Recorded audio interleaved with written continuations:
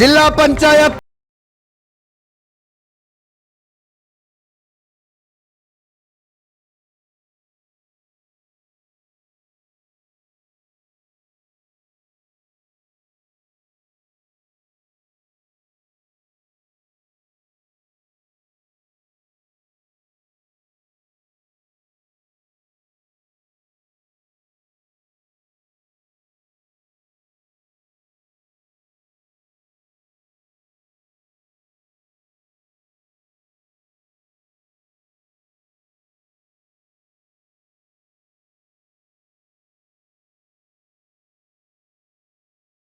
$1,953 ಕೋಟಿ ಎಲ್ಲಿ ಹೋಯಿತು? ಡಿಎಸ್ ಅರುಣ್ರ ಪ್ರಶ್ನೆ. ಜಿಲ್ಲಾ ಪಂಚಾಯತ್ನ 495 ಕೋಟಿ, ತಾಲೂಕು ಪಂಚಾಯತ್ನ 1494 ಕೋಟಿ, ಒಟ್ಟು 1953 ಕೋಟಿ. ಡಿಎಸ್ ಅರುಣ್ ಅವರು ಹೇಳೋ ಪ್ರಕಾರ ಬಸವರಾಜ ಬೊಮ್ಮಾಯಿ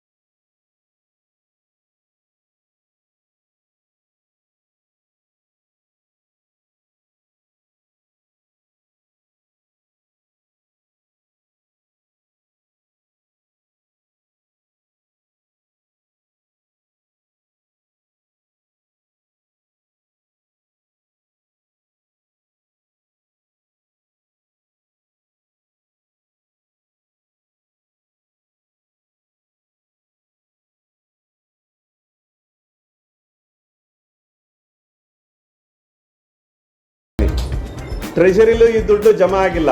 1494 ಕೋಟಿ ಜಮಾ ಆಗಿಲ್ಲ. 1494 ಕೋಟಿ ಟಿಪಿದು, 595 ಕೋಟಿ ಜೆಡ್ಪಿದು. ಮತ್ತೆ ಇನ್ನೊಂದು ಉತ್ತರ ಕೊಟ್ಟು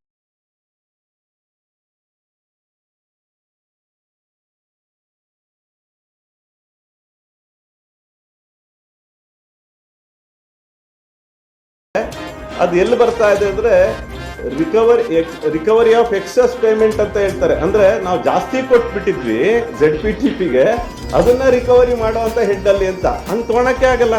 ZPTPಲೂ ಕೂಡ ನಾವು ನೋಡುವಂತ ತಾಲೂಕ್ ಪಂಚಾಯತ್, ಜಿಲ್ಲಾ ಪಂಚಾಯತ್ ಅಲ್ಲಿ ಅತಿ ಹೆಚ್ಚು ಇರುವಂತದ್ದು ಸಾಮಾನ್ಯ ವರ್ಗದವರು, ಪರಿಶಿಷ್ಟ ಜಾತಿ, ಪರಿಶಿಷ್ಟ ಪಂಗಡ, ಹಿಂದುಳಿದ ವರ್ಗ. ಒಂದು ದೂರು ಕೊಟ್ಟಿದ್ದು ಮೈಸೂರಿನಲ್ಲಿ ಸಿದ್ದರಾಮಯ್ಯನವರು ತಮ್ಮ ಆಪ್ತನಿಗೆ ದುಡ್ಡು ತಗೊಂಡು ಹುದ್ದೆ ಕೊಟ್ಟಿದ್ದಾರೆ.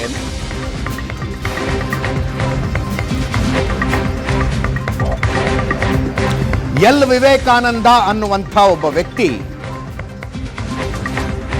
ಟರ್ಫ್ ಕ್ಲಬ್ಗೆ ಸ್ಟೀವರ್ಡ್ ಆಗಿ ನೇಮಕಗೊಳ್ತಾರೆ. ವಿವೇಕಾನಂದರಿಂದ ಪಡೆದಿರುವ ಸಾಲವಾಗಿ ತಮ್ಮ ಅಫಿಡವಿಟ್ ನಲ್ಲಿ ತೋರಿಸಿದ್ರಂತೆ. ಇದು ಸಾಲ ಅಲ್ಲ, ಲಂಚ ಅಂತ.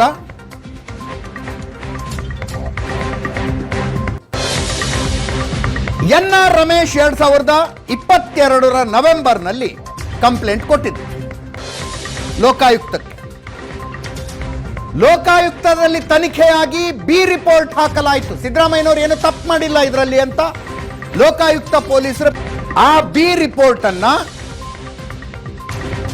NR ರಮೇಶ್ ಜನಪ್ರತಿನಿಧಿಗಳ ವಿಶೇಷ ನ್ಯಾಯಾಲಯದಲ್ಲಿ ಪ್ರಶ್ನೆ ಮಾಡಿದ್ರು.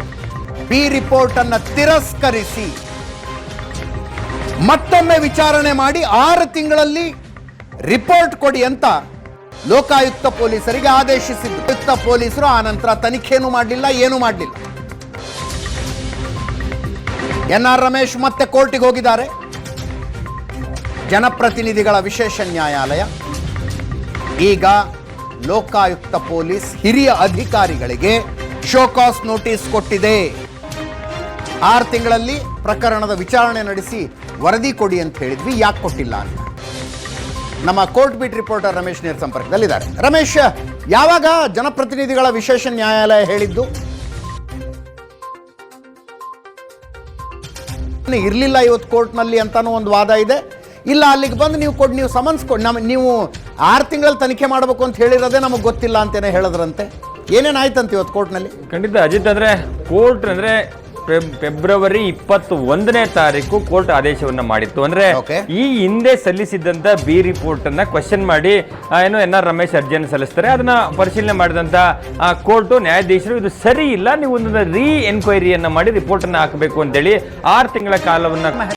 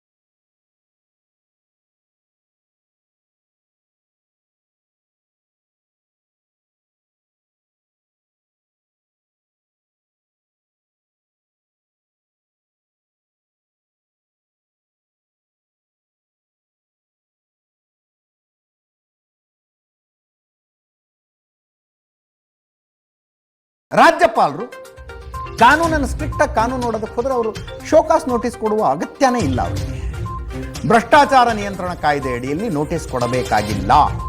ರಾಜ್ಯಪಾಲರಿಗೆ 91 ಪುಟಗಳ ಕ್ಯಾಬಿನೆಟ್ ನಿರ್ಣಯ ಕಳಿಸಿದ್ದಾರೆ. ಅವರೊಂದು ಸ್ವಲ್ಪ ತಮಾಷೆಯಾಗೂ ಹೇಳ್ತಾ ಇದ್ದಾರೆ, ಭಾರತದ ಇತಿಹಾಸದಲ್ಲಿ ಇಷ್ಟು ದೊಡ್ಡ ಕ್ಯಾಬಿನೆಟ್ ನಿರ್ಣಯ ಇನ್ನೂ ತನಕ ಯಾವುದೂ ಆಗಿಲ್ಲ ಅಂತ. ಅಷ್ಟು ದೊಡ್ಡ ಕ್ಯಾಬಿನೆಟ್ ನಿರ್ಣಯ 91 ಪುಟ ಇದೆ. ಮುಖ್ಯಮಂತ್ರಿಗಳ ಸೂಚನೆಯ ಮೇರೆಗೆ ನಡೆದ ಕ್ಯಾಬಿನೆಟ್ನ ನಿರ್ಣಯವನ್ನು ರಾಜ್ಯಪಾಲರು ಪರಿಗಣಿಸಬೇಕಾಗಿಲ್ಲ. ಮುಖ್ಯ ಕಾರ್ಯದರ್ಶಿಯ ವಿವರಣೆಯನ್ನೇ ಕ್ಯಾಬಿನೆಟ್ನಲ್ಲಿ ನಿರ್ಧಾರ ಮಾಡಿದ್ದಾರೆ. ರಾಜ್ಯಪಾಲರಿಗೆ ಸ್ಟ್ರಾಂಗ್ಲಿ ರೆಕಮೆಂಡೆಡ್ ಅಂತ ಬರೆದಿದ್ದಾರೆ. ರಾಜ್ಯಪಾಲರು ತಮ್ಮ ವಿವೇಚನೆ ಬಳಸಿ ಕ್ರಮ ಕೈಗೊಂಡಿದ್ದಾರೆ ಅಂತ. ಇನ್ನು ಮಣಿಂದರ್ ಸಿಂಗ್, ಸ್ನೇಹಮಯಿ ಕೃಷ್ಣ ಪರ ವಕೀಲ, ಒಂದು ಹಂತದಲ್ಲಿ ಜಸ್ಟಿಸೇ ಸ್ವತಃ ಕೇಳಿದ್ರು, ನ್ಯಾಯಪೀಠನೇ ಕೇಳಿದ್ರು, ರಾಜ್ಯಪಾಲರ ಅನುಮತಿ ಕೊಟ್ಟಿರೋದು ಸರಿನಾ ತಪ್ಪ ಅದ್ರ ಮೇಲೆ ವಾದ ಮಾಡ್ತಾ ಇದ್ದೀರಿ, ಇಲ್ಲಿ ಮುಖ್ಯಮಂತ್ರಿಗಳ ಮೇಲಿರೋ ಆರೋಪ ಏನು ಅದನ್ನಾರು ಹೇಳಿ ಅಂತ. ಅಂದರೆ ಮೆರಿಟ್ ಆಫ್ ದ ಕೇಸ್ ಮೇಲೆ ಪ್ರಕರಣವನ್ನು ನೋಡುವ ದಿಕ್ಕಿನಲ್ಲಿತ್ತು ಆ ಪ್ರಶ್ನೆ. ಬಟ್ ಒಂದು ವಿಷಯ ಅರ್ಥ ಮಾಡ್ಕೋಬೇಕು,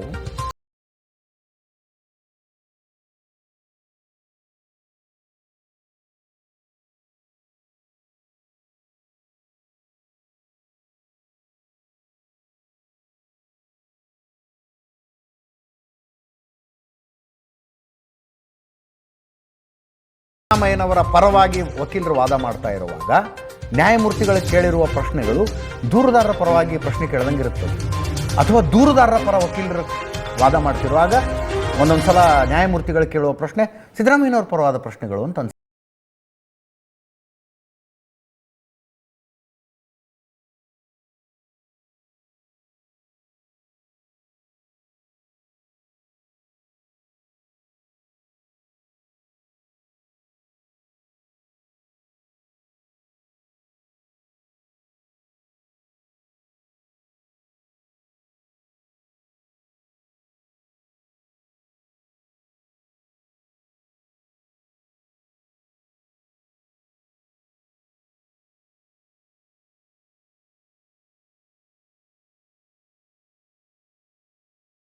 ಸೈಟು ಮೂಡ ಭೂಮಿಯನ್ನು ವಶಪಡಿಸಿಕೊಂಡಿದೆ.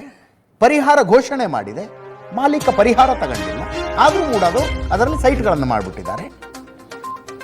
ಮೂಡಾದಲ್ಲಿ ಯಾವ ಭೂಮಿಯನ್ನು ಮೂಡಾದವರು ವಶಪಡಿಸಿಕೊಂಡು ಸೈಟ್ಗಳನ್ನು ಮಾಡಿದ್ರು, ಆ ಭೂಮಿ ಅಗ್ರಿಕಲ್ಚರ್ ಲ್ಯಾಂಡು ಅಂತ ಇವ್ರ ಹೆಸರಿಗೆ ರಿಜಿಸ್ಟ್ರೇಷನ್ ಆಗುತ್ತೆ. ಮಲ್ಲಿಕಾರ್ಜುನ ಸ್ವಾಮಿ ಅವರ ಹೆಸರಿಗೆ ಆ ಭೂಮಿ ರಿಜಿಸ್ಟ್ರೇಷನ್ ಆಗೋದು ಅಗ್ರಿಕಲ್ಚರ್ ಲ್ಯಾಂಡು ಅಂತ. ಫಸ್ಟು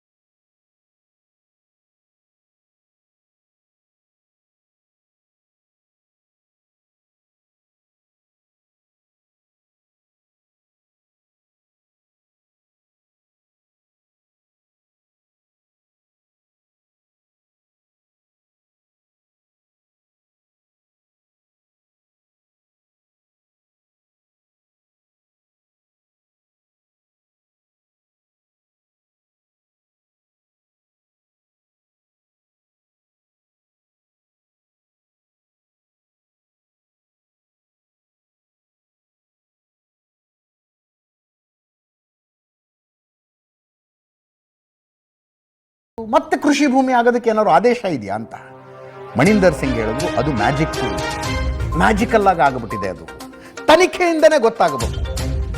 ಮುಖ್ಯಮಂತ್ರಿಗಳ ವಿರುದ್ಧ ತನಿಖೆಗೆ ಅನುಮತಿ ಕೊಡಬೇಡಿ ಅಂತ ಕ್ಯಾಬಿನೆಟ್ ಒತ್ತಾಯ ಮಾಡಿದೆ. ಇಡೀ ಸರ್ಕಾರ ಈಗಾಗಲೇ ಮುಖ್ಯಮಂತ್ರಿಗಳ ಪರವಾಗಿ ನಿರ್ಧಾರ ಪ್ರಕಟಿಸಿಯಾಗಿದೆ.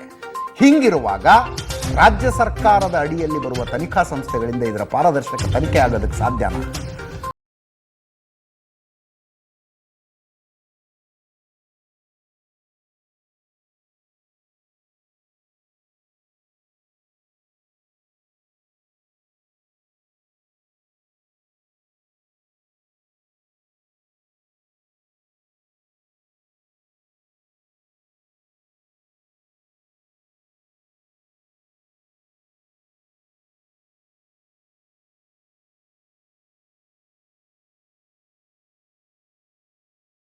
ರಾಜ್ಯಪಾಲರು ಅದನ್ನೇ ಉಲ್ಲೇಖಿಸಿರೋದು. ಆವಾಗ ನ್ಯಾಯಪೀಠ ಕೇಳುತ್ತೆ, ಒಬ್ಬ ಸಾರ್ವಜನಿಕ ಸೇವಕ ತನ್ನ ಅಧಿಕಾರ ಬಳಸಿ ಶಿಫಾರಸು ಆದೇಶ ಮಾಡಿದ್ದಲ್ಲಿ ಮಾತ್ರ ಭ್ರಷ್ಟ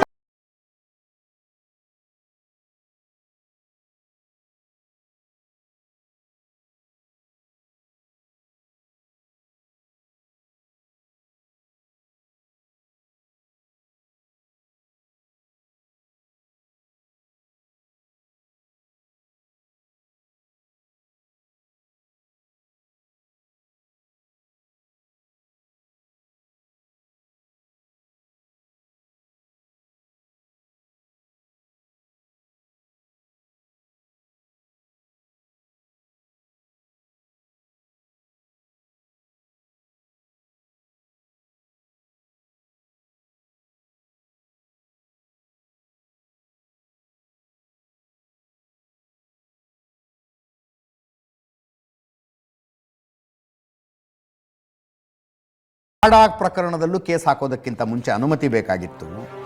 ಮೌಖಿಕ ಅನುಮತಿ ಸಾಕೊಂಡು ಸುಪ್ರೀಂ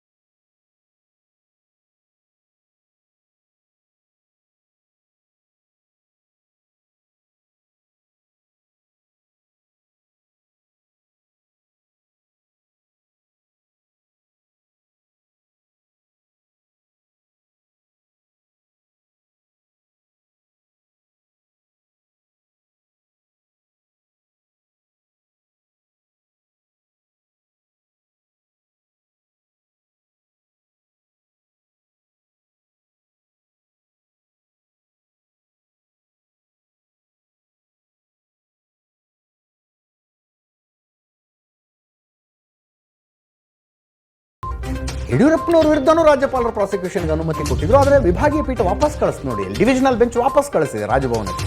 ಹಂಗೆ ಇಲ್ಲಿ ಕಳಿಸಿ ಅಂತ ಪ್ರಭುಲಿಂಗ ನಾವಡಿಗೆ ಅವರು ಹೇಳಿದ್ರು. ಅದನ್ನು ಪರಿಗಣನೆನೇ ಮಾಡಬೇಡಿ, ಅದೇ ಬೇರೆ ಕೇಸು, ಇದೇ ಬೇರೆ ಕೇಸು ಅಂತ. ಅವ್ರು ಹೇಳಿದ್ದೇನು, ಯಡಿಯೂರಪ್ಪ ವಿರುದ್ಧದ ಕೇಸ್ನ ತೀರ್ಪು ಕಾನೂನಿನ ಸ್ವರೂಪ ಅಲ್ಲ. ಆಗ ಸಂಪುಟ ನೀಡಿದ್ದ ಸೂಚನೆಯನ್ನು ರಾಜ್ಯಪಾಲರು ಉಲ್ಲೇಖಿಸಿರಲಿಲ್ಲ. ಆಗಲೂ ಕೂಡ ಇದೇ ರೀತಿಯಲ್ಲಿ ಸಚಿವ ಸಂಪುಟ ಒಂದು ಯಡಿಯೂರಪ್ಪರವ್ರನ್ನ ಹೊರಗಿಟ್ಟು ವಿ ಎಸ್ ಆಚಾರ್ಯ ಅವರ ನೇತೃತ್ವದಲ್ಲಿ